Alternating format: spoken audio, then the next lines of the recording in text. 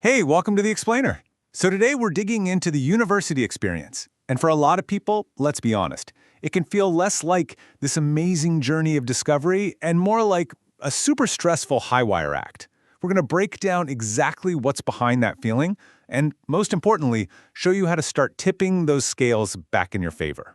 Right, let's just get straight into it. Why does university so often feel like a total pressure cooker? You know the feeling. The late nights, the deadlines that seem to pile up out of nowhere, the sense that you're juggling a million things at once. It's a really common feeling, but what's actually causing it?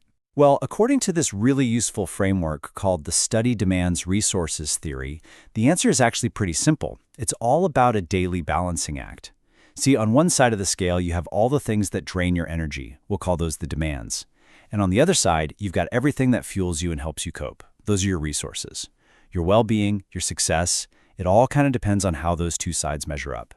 Okay, so if we're going to get a grip on this, we first have to get really clear on what's weighing on each side of that scale. What exactly is a demand, and what really counts as a resource?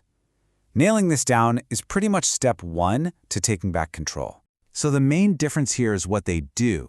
Think of study demands as anything that costs you energy. They're kind of like the price of admission you have to pay to get your degree. Study resources, though, they're your assets. They're the things that not only help you pay that energy cost, but they also have this amazing potential to motivate you and actually help you grow.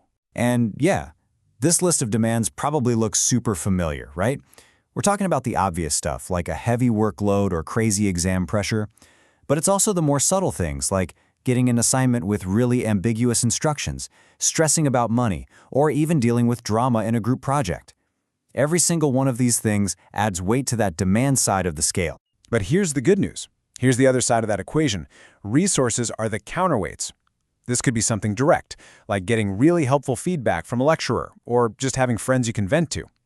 But it also includes stuff like feeling you have some control over your own schedule, getting clear instructions, or even just having good access to the library. These are your tools. This is your toolkit for success. So where does this whole balancing act actually lead? Well, honestly, the stakes are incredibly high.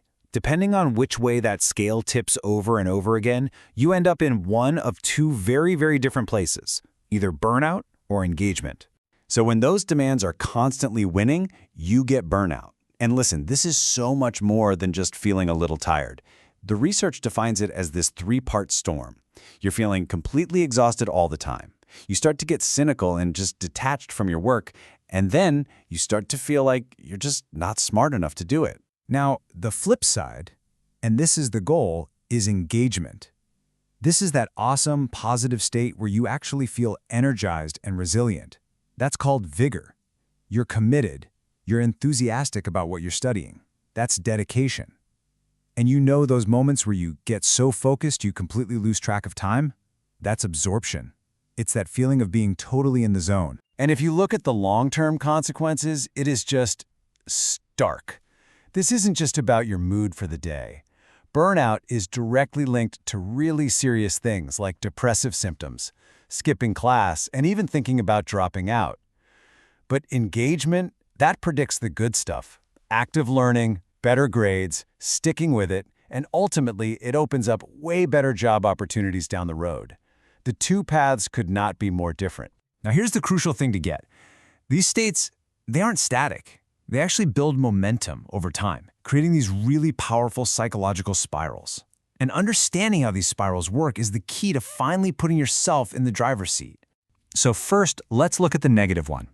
When the scale is just constantly tipped towards the demand side, it can kick off what scientists call a loss spiral. You might also hear it called the health impairment process. Here's how it goes. It starts with all that strain, which leads to exhaustion and cynicism. But then that exhaustion makes you way more likely to do things that hurt you in the long run, like procrastinating or getting snappy with people in your study group.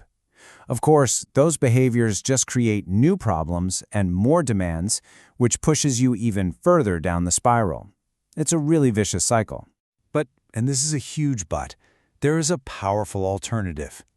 When you have enough resources in your corner, you can trigger the complete opposite, an upward gain spiral. And this is the motivational process that just builds on itself in an amazing positive way. And the mechanics here are just as cool. See, having lots of resources fuels your engagement, your energy and dedication. That energy then makes it so much easier to be proactive, to actually go seek out feedback or find little ways to make your work more interesting. And then those proactive behaviors create new opportunities and generate even more resources, which just propels you further and further up. This quote from the research really just nails the whole idea. You are not a passive victim of your circumstances. You can be an active agent. You can literally shape your own study environment, which then directly boosts your engagement and, in the end, your performance. So this all leads us to the most important part, right? The big takeaway. How do you actually do this? How do you become the architect of your own university experience and purposefully start building that incredible upward spiral? Okay, here are some really concrete things you can do, taken straight from the research. Actively go ask for feedback instead of just waiting for it. Don't be afraid to lean on your friends and family for support. Look for new challenges that will help you build skills. You can even try this cool thing called playful study design. Basically, finding a way to turn a boring task into something more like a game or a puzzle. It is all about actively building up your pile of resources. So, what this all really means is that your well-being at university, it's not random. It's not just luck. It's a dynamic system. And while you can't always control all the demands that get thrown at you, you have so much more power than you think to build up your resources and decide which way that scale is going to tip. It's always going to be a balancing act, for sure. But it's one where you can actively choose to add more weight to the side of growth and motivation and engagement. So the only real question left is, how are you going to tip the scales?